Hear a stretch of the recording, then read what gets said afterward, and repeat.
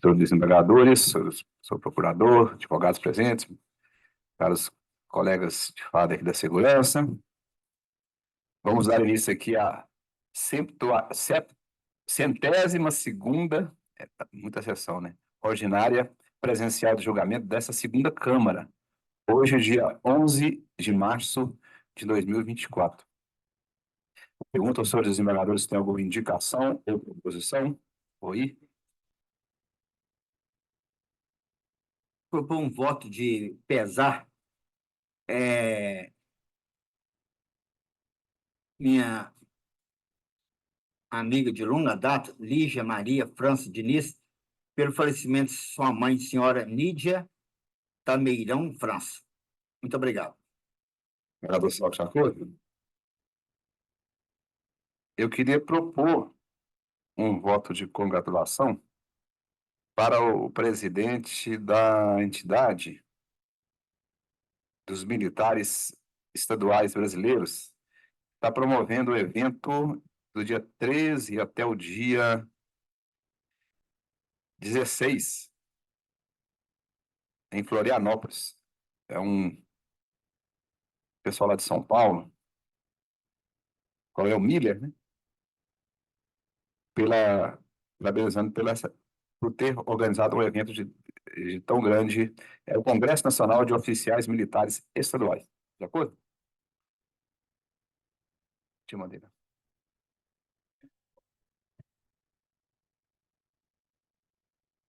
Vamos iniciar, então, o processo colocado em mesa pelo relator. Primeiro processo é o habeas corpus 200034 de 2024. Eu sou o relator. O paciente impetrante é Alexandre Arcanjo de Carvalho Gomes. Advogado inscrito para sustentação oral, Heber Marques Lobato. Já está em condições, só tem a palavra aí, pelo prazo de até 15 minutos a partir de agora para sustentação oral. Agradeço a deferência, excelentíssimo senhor presidente, na pessoa de quem cumprimento todos os demais desembargadores integrantes desta egrégia turma julgadora. Cumprimento também o douto procurador de justiça, cumprimento todos os demais presentes. Presente habeas corpus diz respeito a ato coator praticado pelo excelentíssimo senhor juiz de direito da 4ª Auditoria, que, em execução definitiva de pena, aqui o paciente encontra-se em cumprimento por condenação do crime de corrupção passiva, ao qual foi condenado a uma pena de 2 anos e 8 meses em regime aberto, ocasião em que foi determinada a prisão domiciliar com monitoração eletrônica. Com fundamento no decreto número 11.846, de 22 de dezembro de 2023, a defesa técnica requereu ao juízo da execução a concessão de indulto pleno ao paciente. Ocorre que, ao conceder vista à Defensoria Pública, a Defensoria Pública manifestou-se pela concessão do indulto. Ao conceder vista ao Ministério Público, o Ministério Público reconheceu que estariam presentes os requisitos objetivos para a concessão do indulto, no entanto, entendeu que não estaria presente requisito subjetivo em razão de suposta falta grave cometida nas datas de 24 de dezembro de 2023, 25 de dezembro de 2023 e 3 de janeiro de 2024. Em razão disso, houve intervenção da defesa técnica logo após o parecer do Ministério Público, e a defesa técnica manifestou-se no sentido de que as supostas faltas graves por descumprimento de condições da monitoração eletrônica noticiadas em relação a datas posteriores à publicação do decreto número 11.846 de 2023 não poderiam ser levados em consideração para a apreciação do requerimento de indulto pleno, tendo em vista que o parágrafo 1º do artigo 6º do referido decreto presidencial preceitua o seguinte: a notícia da prática de falta grave ocorrida após a publicação deste decreto não suspende nem impede a obtenção do indulto ou da comutação de penas. Nós temos aqui no presente habeas corpus prova pré-constituída, não se requer ao tribunal a análise necessariamente das condições para concessão ou não do indulto, mas o que se requer ao tribunal é justamente que seja cassado o ato coator, tendo em vista que o juízo da execução determinou a realização de diligências dilatórias consubstanciadas na necessária apuração da existência de falta grave esta que, mesmo que tivesse sido cometida, foi posterior à publicação do decreto, e a defesa entende que são medidas dilatórias, tendo em vista que o decreto expressamente excepciona da análise da concessão do indulto a prática de falta grave que tenha ocorrido após a publicação do decreto. É importante ressaltar, com relação à prova pré-constituída, que nas próprias informações prestadas por Sua Excelência, o meritíssimo juízo da 4ª Auditoria, asseverou o seguinte, abre aspas, em 12 de janeiro de 2024, foi remetido a este tribunal ofício quanto a possíveis descumprimentos das monitorações eletrônicas pelo executando, as quais foram justificadas no sequencial 276. Ressalte-se que os descumprimentos foram os seguintes: fim de bateria no dia 24/12 de 2023, descarga total de bateria no dia 3 de janeiro de 2024 e violação de perímetro no dia 25 de dezembro de 2023. O Ministério Público manifestou contrariamente ao pleito de indulto diante da suposta falta grave, ausente assim o requisito subjetivo previsto no decreto, eis que descumpriu as condições da monitoração eletrônica. Fecha aspas. Informações prestadas por Sua Excelência, o meritíssimo juízo de direito da 4ª Auditoria. Então, nesse sentido, resta demonstrado que as datas das supostas faltas graves, indelevelmente, se dizem respeito a período posterior à publicação do decreto presidencial, motivo pelo qual as medidas dilatórias determinadas pelo juízo, aqui apontado como autoridade coatora, sujeita o paciente a um prolongamento, a uma dilação que não poderá ser tolerada sob pena de violação ao devido processo legal. Nesse sentido, já decidiu o Supremo Tribunal Federal, em habeas corpus, que trago aqui um trecho à colação, e diz o seguinte: Sua Excelência, o relator, o ministro Celso de Mello, no habeas corpus do Supremo Tribunal Federal, número 83.773. O direito ao julgamento sem dilações indevidas qualifica-se como prerrogativa fundamental que decorre da garantia constitucional do due process of law. Fecha aspas. Concessão de habeas corpus pelo Supremo Tribunal Federal, no sentido de se não permitir diligências dilatórias no processo penal.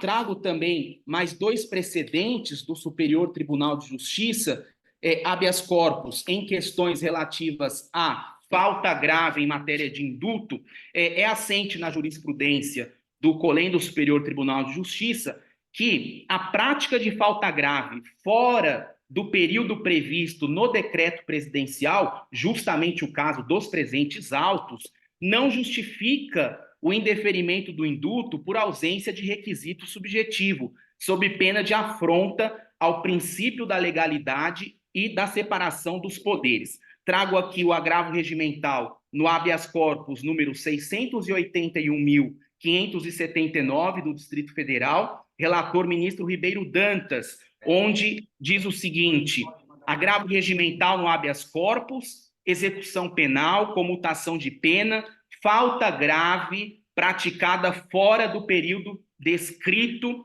no artigo 4º, inciso 1 do decreto número 9.246 de 2017, constrangimento ilegal evidenciado, agravo regimental desprovido. A jurisprudência deste Superior Tribunal firmou-se no sentido de que a prática de falta grave fora do período previsto no decreto presidencial não justifica o indeferimento do induto por ausência de requisito subjetivo, sob pena de afronta ao princípio da legalidade e da separação dos poderes. No mesmo sentido, um último precedente, que é o agravo regimental no habeas corpus 824.862 do Rio Grande do Norte, relator ministro Rogério Schietti.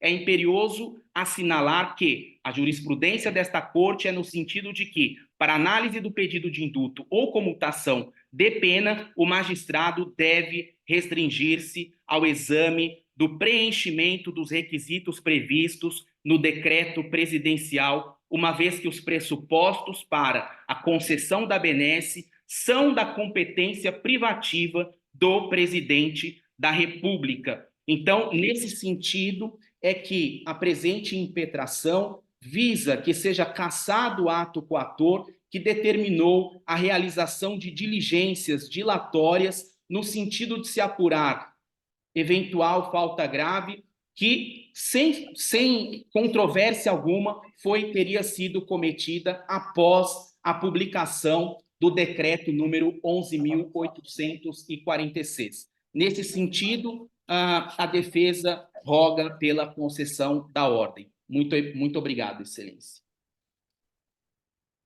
Obrigado, senhor, pela presença. Voto sempre. Obrigado. O meu voto. Inicialmente, constata-se que o paciente foi condenado a apenas 2 anos e 8 meses de reclusão, regime aberto, em curso nas sanções do 308, parágrafo 1º do CPM. Condenação que se manteve inalterada em segunda instância, nos termos do acordo constando no evento 35, transitado em julgado em 21 de março de 2023. Verifique-se que o presente remédio constitucional foi impetrado em favor do paciente, cabo Alexandre Arcanjo Carvalho, visando a apreciação do pedido de induto natalino, argumentando em síntese que a determinação da realização de diligências desnecessárias pela autoridade tida como coatora, antes de apreciar o pedido da concessão do induto, viola o devido processo legal, a garantia da razoável duração do processo, que o paciente está sofrendo constrangimento legal a ser submetido ao prolongamento da pena.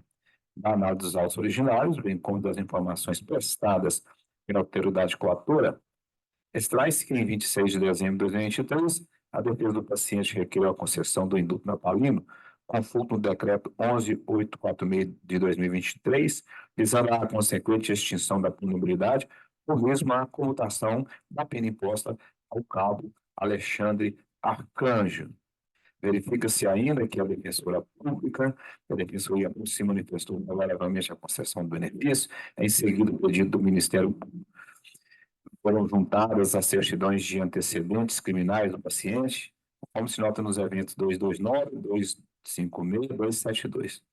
Em 12 de janeiro de 2024, foi remetida àquele juiz um ofício noticiando possíveis descumprimento das monitorações eletrônicas pelo executando, a saber, fim de bateria, nivelação do perímetro e descarga total da bateria com suas respectivas datas. Dadas as circunstâncias, o Ministério Público manifestou-se contrariamente ao pleito de induto, diante da suposta falta grave, não sendo constatado, pois o requisito subjetivo previsto no citado decreto, ato contínuo requeriu a regressão do regime penal do paciente, com a consequente expedição de mandado de prisão em seu desfavor. Com a finalidade de comprovar o equívoco causado pelo mau funcionamento do aparelho, bem como que o paciente não teria recebido qualquer telefonema da unidade gestora da monitoração eletrônica, A própria defesa sugeriu o envio de ofício à operadora de telefonia para fins comprobatórios. Conforme destacou o Procurador de Justiça em seu parecer, foi determinado em 15 de fevereiro de 2024 que o advogado do executando discriminasse os dados telefônicos para cumprimento da diligência, providência que era aguardada pelo juízo atual.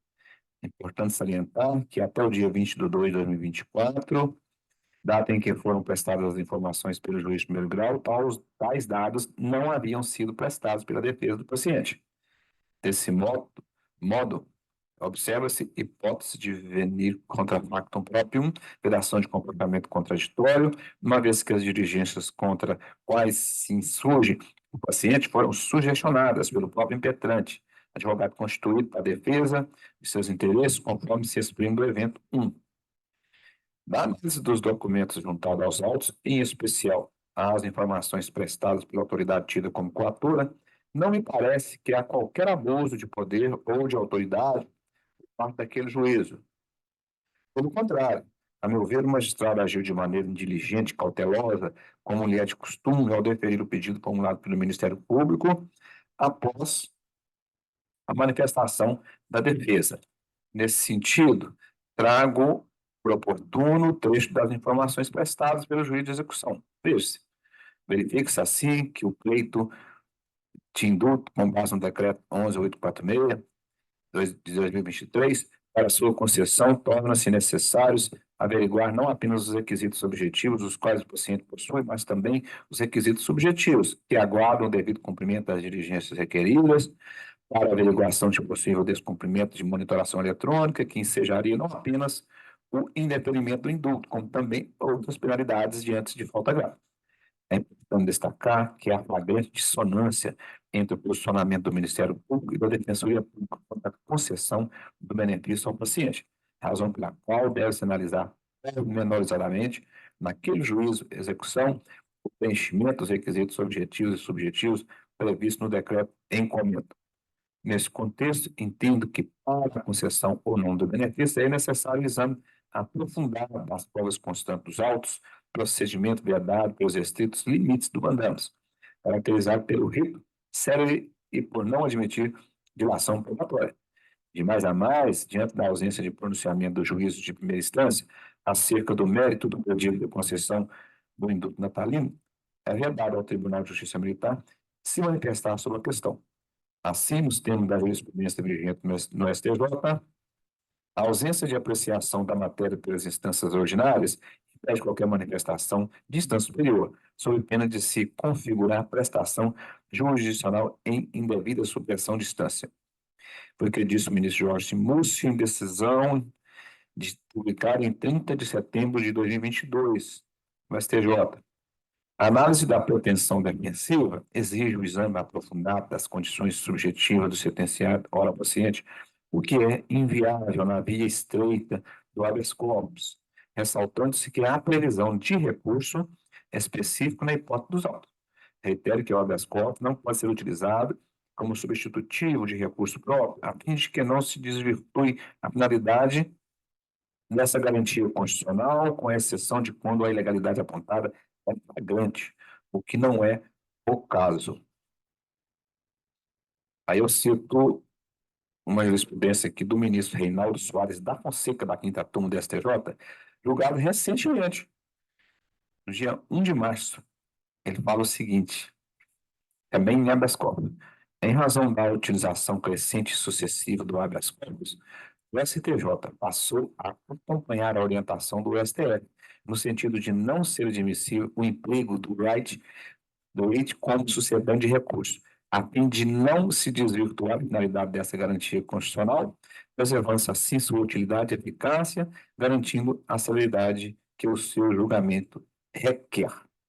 Dessa forma, tendo a matéria sido implementada com precisão e o impetrante se utilizar da via inadequada com o intuito de se insurgir contra questões afetas à execução penal, eu estou denegando a ordem de habeas corpus. Como vota o nosso desembargador Sócrates? Estou acompanhando o voto de Vossa Excelência. Desembargador Jadir? Então, por unanimidade, foi denegada essa ordem de habeas corpus. Muito obrigado, doutor, pela presença. Muito obrigado, Mesma Excelência. distância. Boa tarde.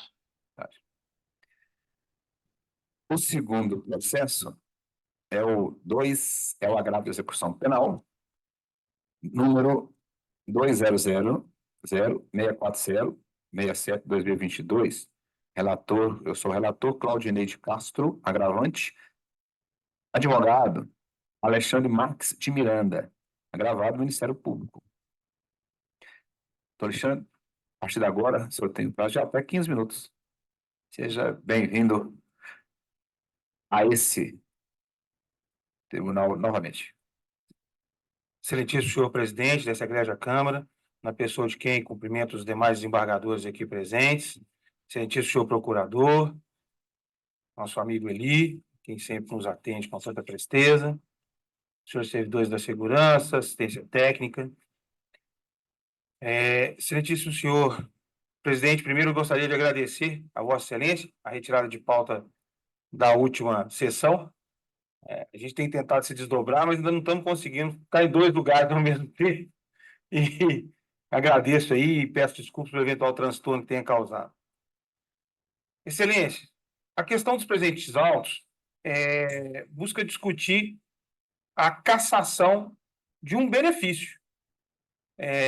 Lendo o parecer da Procuradoria de Justiça, vislumbrei que faz menção a que esse benefício não é um direito subjetivo, mas era um benefício que tinha sido concedido pelo juízo, que vinha sendo efetivamente cumprido e que teve uma série de intercorrências não em razão de conduta inadequada do apenado, mas em razão de uma confusão especificamente técnica entre o encaminhamento lá para o setor de monitoramento das condições, digamos assim, da prisão domiciliar. O militar cumpria rigorosamente o seu compromisso, não só com a questão da pena, quanto com o exercício da atividade militar no 18º Batalhão. Todos os problemas que ocorreram foram em razão de o monitoramento entender que ele só poderia sair de casa por volta de 8h30, sendo esse o horário que ele tinha que estar no batalhão. E ele trabalhava em Contagem e estava recolhido em Esmeraldas, na casa dele. Então, precisava sair mais cedo. Se verificarmos todos os apontamentos e justificativos apresentados, nós poderemos ver, excelências, que o deslocamento dele é estritamente dentro da rota, do roteiro definido para que ele pudesse ir de casa para a unidade, da unidade para casa. Evidentemente, na hora da decisão que revogou a medida, essa decisão vem fundamentando-se em existência de vaga no sistema prisional militar para o cumprimento do semiaberto. Porém, excelências, não seria o caso de retorná-lo ao sistema prisional, uma vez que, estando em casa, ele tem a possibilidade da ressocialização mais adequada, próximo da sua família, e mais, não haver efetivamente nenhuma razão para que ele perdesse esse benefício da prisão domiciliar. É importante lembrar, excelência, que se ele estivesse numa situação de cumprimento dessa pena no presídio comum, ele estaria em casa, sem sequer haver um monitoramento, porque não há para operadores de segurança pública um local, né, para cumprir a pena do regime semiaberto. Então, excelência, o que a defesa requer é que, reconhecendo todas essas circunstâncias, seja cassada essa decisão que retornou o militar ao sistema prisional militar comum, né, militar recolhido, e que seja mantido cumprindo a pena como vinha adequadamente no regime de prisão domiciliar. É o que requer e agradece, Excelência, a vossa atenção. Ok, muito obrigado pela presença. Como sempre, muito educada, com muitos fundamentos, né? Estou recebendo recursos porque atende aos requisitos objetivos e subjetivos que regem a sua admissibilidade. Sem preliminares a ser apreciados, vou direto à análise do mérito arguido nesse agravo de execução penal. Depois de analisar com a devida cautela os autos, concluí, sem esforço, que a defesa está desprovida de razão quanto ao pleito que apresentou. Nas suas razões recursais, a defesa se insurgiu contra a decisão do meritíssimo juízo da execução, que revogou a prisão domiciliar que tinha sido deferida ao sentenciado tão somente pela indisponibilidade de vagas nas unidades prisionais da PM, o que inviabilizava, naquele momento, o cumprimento da pena que lhe foi imposta em regime semiaberto. Os argumentos trazidos pela defesa, apontando para um equívoco verificado em razão de não se ter violado a área de inclusão do material eletrônico, porquanto o agravante apenas se restringir a sair de casa para o quartel, do quartel para casa, da pandemia, não tem relevância nesse caso em comento. A questão central a ser considerada neste autos deve se limitar exclusivamente a uma verificação se o sentenciado concretamente teria ou não, neste momento processual, o direito de cumprir sua pena no regime menos gravoso. Na hipótese dos autos, resta claro que a pretensão não representa o direito a ser conferido. Nesse sentido, considero relevante reproduzir os parágrafos a seguir, extraídos do sempre minudente parecer assinado pelo eminente procurador de Justiça, doutora Elba Rondino, já mencionado no relatório. Veja-se. Pois bem, diz a doutora Elba, em que razão assiste ao magistrado relator da decisão gravada, revelando-se inviável no caso concreto a manutenção da prisão domiciliar pretendida pela defesa, já que o surgimento de vaga na unidade carcerária do primeiro EPM culminou a única justificativa que lastreava a autorização para a continuidade do cumprimento da reprimenda pelo agravante em sua residência, com o uso de tornozeleira eletrônica, devendo agora submeter-se às condições impostas para execução de pena em regime semiaberto, nos moldes do que ficou definido pelo juiz da quarta editoria, em 23 de 12 de 2022. Diante desse cenário, é fato que jamais houve direito subjetivo do apenado à prisão domiciliar, uma vez que a sua concessão constituiu verdadeira benesse excepcionalmente motivada pela disponibilidade de vagas adequadas para a custódia no regime semiaberto, circunstância impeditiva, essa que, no momento, já se encontra superada. Ademais, cabe ressaltar que a flexibilização do regime de pena no caso dos autos representa manifesto risco às seguranças e às ordens públicas, considerando que o sentenciado atuou como integrante da organização criminosa chamada Hexagrama, cujas atividades envolviam, além da exploração de jogos de azar, a prática de crimes de homicídio qualificado, comércio ilegal de armas, de modo que a inequívoca periculosidade do grupo criminoso torna temerária e desarrazoada a atenção da modalidade de cumprimento de pena pretendida. Sem nada mais acrescentar a estes bem articulados argumentos, conheço da agravo, a ele nego provimento a manter incólume a decisão proferida pelo meritíssimo juiz da execução, que revogou a prisão domiciliar e restabeleceu o cumprimento da pena suportada pelo primeiro-tenente PM Claudinei de Castro Rocha, no regime semiaberto. É como voto. Como voto, advogado Sócrates? Acompanhe, senhor presidente, o voto de Vossa Excelência. Então, por unanimidade, nós estamos negando provimento ao presidente embaixo, ao presidente agravo. Obrigado, doutor. Tem mais um do senhor agora, né? Sim. Também agora. É o 2000-313-59/2021. Relator desembargador Sócrates, eu sou o revisor. Apelante Renato Vieira de Souza, advogado Alexandre Marques, aqui presente, apelado do Ministério Público. O senhor agora está com 20 minutos, até 20 minutos para sua ostentação, já que é a apelação. Renovando os meus cumprimentos, excelências, então, agradeço mais uma vez a oportunidade de estar aqui nesse egrégio tribunal. E nesse presente feito, excelências, a nossa discussão digamos que até se amplia nesse momento porque estudando o processo agora para sustentação oral, me veio à mente algumas questões jurídicas importantes a serem trazidas e constatadas. Em princípio, salvo melhor juízo, o militar responde por abandono de posto. É isso? Então, ter abandonados tem ordem do superior, o posto ou lugar de serviço que ele tenha sido designado, ou o serviço que ele cumpria antes de terminá-lo. Vale lembrar, Excelência, que o oficial atuava como CPU naquela data. Mas, antes disso, é policial militar e tem a obrigação funcional de atuar no combate à criminalidade.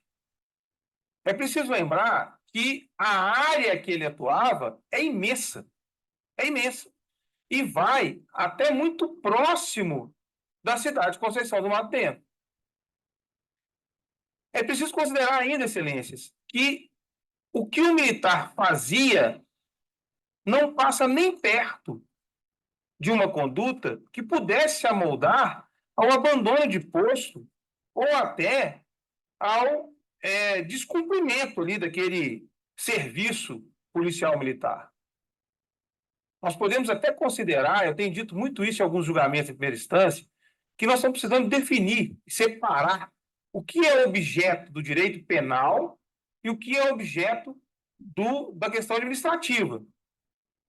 Então, nós poderíamos até considerar nesse caso que o deslocamento do tenente Renato, além do limite da sua atuação, né, da sua unidade, poderia até configurar uma transgressão disciplinar. Mas o crime de abandono de posto, é preciso de verificarmos que o militar age com absoluta desdenha ao serviço militar, desconsiderando as consequências de seu afastamento daquele local. O que não se vislumbra nesse caso. Nesse caso, o que se vislumbra é o tenente Renato em uma diligência tentando efetivar a prisão de um indivíduo extremamente perigoso. Ele vem tendo as informações e ficou claro na instrução processual que o contato via rádio na região onde atuava era debilitado, não era um contato que se mantinha por tanto tempo, eventualmente haviam buracos de sinal que impediam aquele contato constante. É importante levar em consideração que em nenhum momento o tenente Renato foi fazer qualquer outra coisa que não fosse afeita ao serviço policial militar. E que o deslocamento dele, na medida da sua possibilidade, foi anunciado por todo o tempo. Que ele fez contato telefônico com a SOU da sua unidade, que deslocou e que, ao adentrar a área da outra unidade, também fez contato via rede de rádio, informando a sua presença, ou seja, ele não entrou naquela região e ficou caladinho, escondidinho, sem querer demonstrar a sua presença. Não! Ele informou, olha, eu estou entrando, informou o motivo pelo qual estava entrando, ou seja, toda a sua informação, toda a sua história, toda a sua versão dos fatos é coadunada por essas circunstâncias. O fato de que, eventualmente, esse deslocamento poderia estar em desacordo com o ordenamento administrativo não é suficiente para configurar o crime. E aí, Excelências, eu volto a dizer que é importante levarmos em consideração, porque se nós analisarmos essas circunstâncias com base na teoria finalista, nós teríamos que levar em consideração o dolo em sua finalidade. Então, não é só levar em consideração que teve o militar o dolo de se afastar do local onde estava escalado, mas com qual finalidade ele o fez? Verifica-se nessa conduta a finalidade que configuraria a desdenha ao serviço militar, a ausência de compromisso com a atividade policial militar a qual estava escalado? Não se verifica. Por mais que seja inadequada do ponto de vista administrativo, O tipo penal não se configura pela ausência do dolo específico, elemento subjetivo do tipo. Há discussões, né, em razão desse tipo penal, onde se diz que ele se amoldaria muito mais à questão do sentinela, né, que abandona ali aquela condição de serviço e coloca em risco a unidade militar. Mas a gente tem aplicado ele nessas essas condutas que se assemelham ao do presente feito. Mas é muito importante, porque é diferente, por exemplo, do militar que sai para ir até a sua casa, seja por motivo que for. Do militar que sai da sua área de serviço para ir almoçar. Não foi o caso. No caso dos presentes autos, Excelência, o militar ele se afasta pouco proporcionalmente da área limite da sua unidade, com o mero objetivo de tentar prender um cidadão infrator. Ou seja, de exercer a atividade policial militar na sua essência.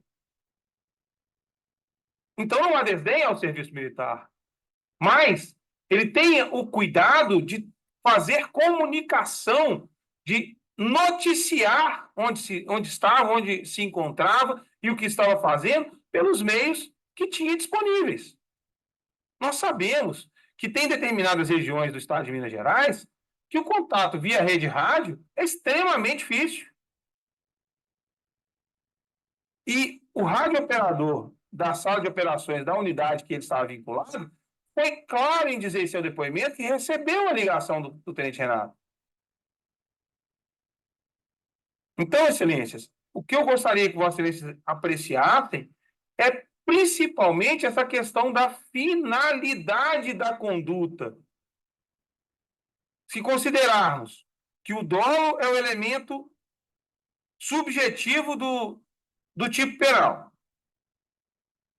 e que a essência da conduta, a finalidade daquela conduta se afasta absolutamente da desdenha ao serviço militar, mas sim a tentativa de cumprir a atividade fim, de garantir a segurança pública, reconhecer a atipicidade dessa conduta praticada por ele e absolvê-lo do 439, a linha B. É o que a defesa requer a Vossa Excelência.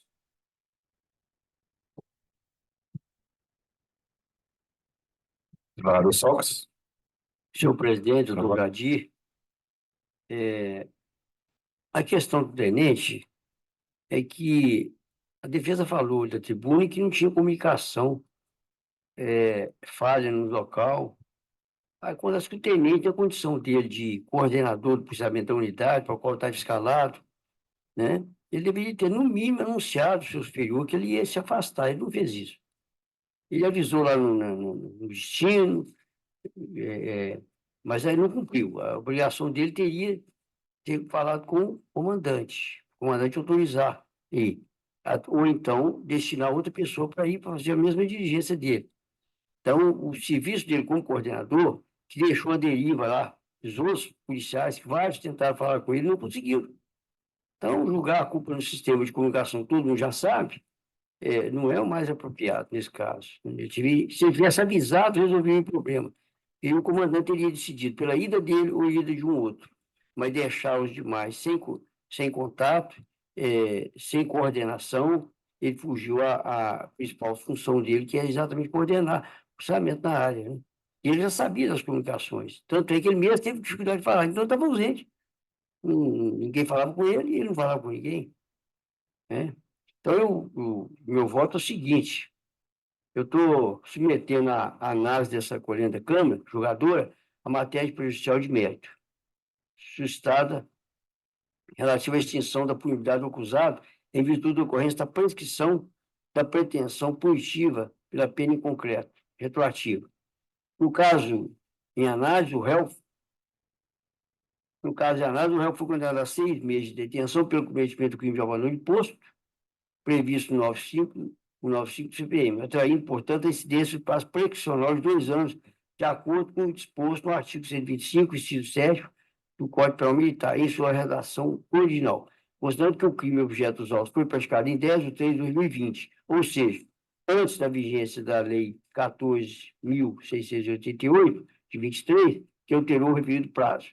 Como se vê dos autos, a denúncia foi recebida em 27 de 4 de 2021, que nessa lei nova aí aumentou o prazo, mas foi antes. Prosseguiu-se o uso regular, sem quaisquer causas suspensivas ou interruptivas, até a sessão de julgamento, quando foi proferida a sentença condenatória no dia 16 de 8 de 2023, evento 170, ocasião em que as partes dispensaram sua leitura. Ressalto que, antes mesmo da data da sessão para a leitura de sentença condenatória recorrível, já havia transcorrido o prazo de 2 anos necessário para a incidência da prescrição da pretensão punitiva na modalidade retroativa, razão pela qual a declaração da extinção de punibilidade é medida que se impõe, deveria ter sido feita lá naquela época. Pelo exposto, em prejudicial de mérito, declara extinta a punibilidade do Renato Vieira de Souza pela ocorrência da prescrição da pretensão punitiva na forma retroativa em relação ao crime de abandono de imposto, que faz conflito no artigo 123.4, 125.7, parágrafo 1º, ambos do Código Penal Militar. É como voto, senhor presidente. Doutor Jadir? Também acompanha, então, a segunda Câmara, por unanimidade, acolheu a prejudicial de mérito suscitada pela nossa procuradora para declarar extinta a punibilidade Renato Vieira de Souza pela ocorrência da prescrição da pretensão punitiva na forma retroativa em relação ao crime de abandono de imposto, nos artigos 123.5, 125.7, ambos, parágrafo 1º, ambos do CPM. Só foi atendido por outra forma transversa, doutor. Boa tarde, excelência. Advogado, vamos pegar só também, né? Obrigado, excelência. Encerrado esse julgamento. Dá licença. A última matéria, o último processo em matéria criminal é o processo PROC 20000699 de 2021. Relator desembargador Sócrates, eu sou o revisor, apelante Alisson Felipe Alves Gomes, advogada Andréa Vanessa de Araújo, apelado Ministério Público do Estado de Minas Gerais. Não tem sustentação, como é o nosso costume aqui, senhor procurador. Nesses casos onde nós já estudamos antes, com antecedência, já votamos, nós apregoamos a decisão, o processo e a decisão. Então, nesse caso, a segunda Câmara, por unanimidade, passou pelas preliminares de nulidades suscitadas pela defesa do apelante e também, por unanimidade, acolheu a prejudicial de mérito suscitada pela Procuradora de Justiça, declarar extinta a punibilidade de Alisson Felipe Alves Gomes, pela ocorrência da prescrição da pretensão punitiva, também na forma retroativa, em relação ao crime de abandono, também ao crime de abandono de imposto, é isso mesmo? Olha só, pois temos todos dois, né? É o 2000 nosso, muito freguês nosso aqui, né? Fomos no 123.4, 125.7, para o primeiro, ambos do CPM. A coincidência que a mesma não é exatamente do militar anterior, e logo em seguida. Então,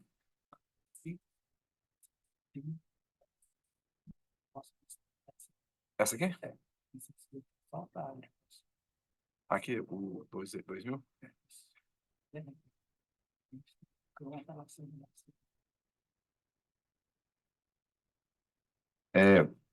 Também está na matéria civil, mas tem uma aqui que o Ministério Público também está dentro desse processo aqui, como parte. É a apelação civil 20000504 de 2023, eu sou o relator, apelante ao Ministério Público, apelado Estado, que todos votaram por unanimidade, foi negado provimento ao presente recurso de apelação para manter a sentença de primeiro grau. Não, esse do Alisson foi o que eu falei, é o 699, né? Agora, no 504, matéria civil, é que tem um recurso aqui em que faz parte do Ministério Público. E que foi negado. É 20000504.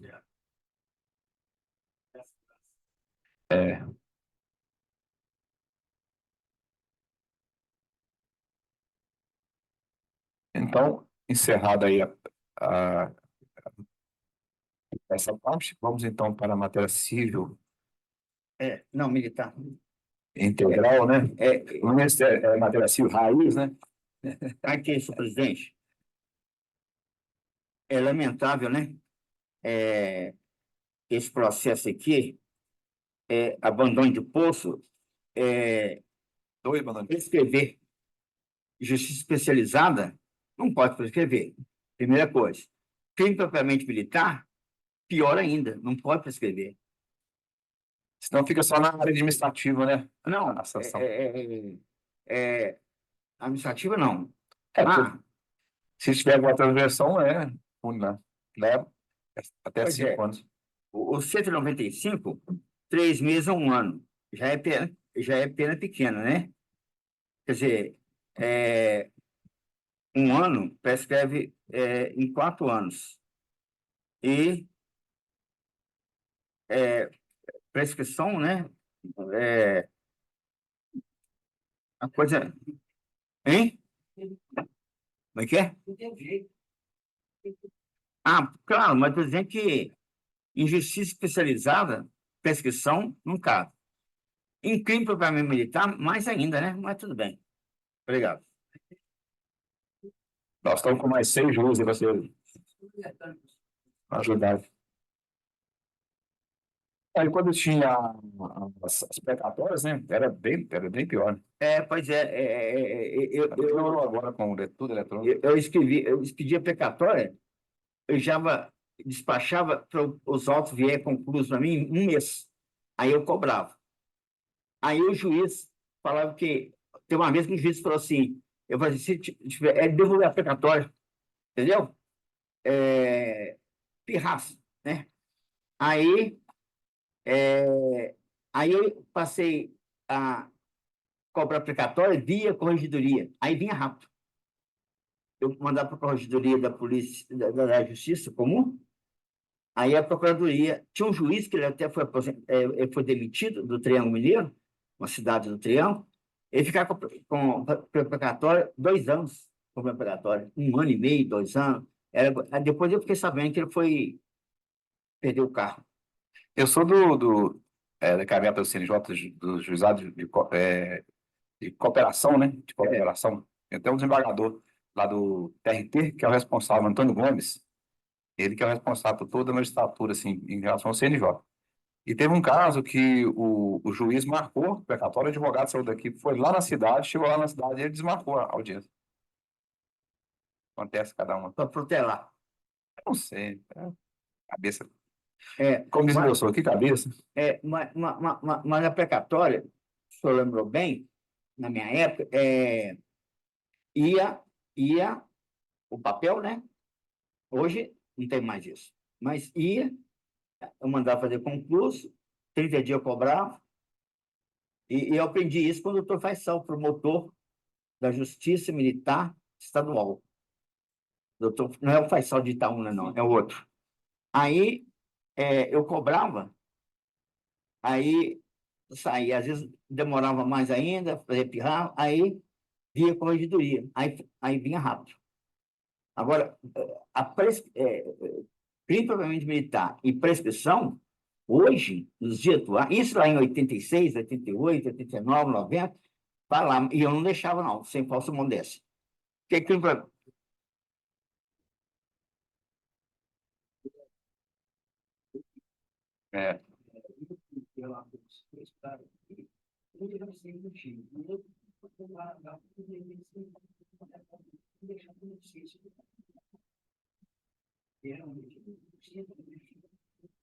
É. Ok. Então vamos para o primeiro processo. Fica à vontade se eu quiser continuar com você. Processo número 200018 de 2023. Relator desembargador Sócrates. Apelante Luciano dos Santos Franco. Advogado Paulo Rodrigo Vieira da Silva. Apelado Estado. Nós já todos votamos. A segunda Câmara, por unanimidade, negou o documento para fazer de recurso de apelação para manter a sentença de primeiro grau. A apelação é PROC 2023, desembargador Sócrates, apelante Luciano dos Santos Franco, advogado Paulo Rodrigo Vieira, apelado Estado. A segunda Câmara, também por unanimidade, negou o provimento ao presente recurso de apelação para manter a sentença de primeiro grau. E por fim, é uma apelação civil, onde o desembargador Sócrates é o relator. É o processo EPROC 2000-109 de 2023. Apelante Jovacir dos Santos. Advogado Elídio Ferreira da Silva. Apelado Estado. A segunda Câmara, por unanimidade, negou o provimento ao recurso de apelação para manter em toto a sentença de primeiro grau de jurisdição. Tem condições de fazer a leitura? Data. Pois não, senhor presidente.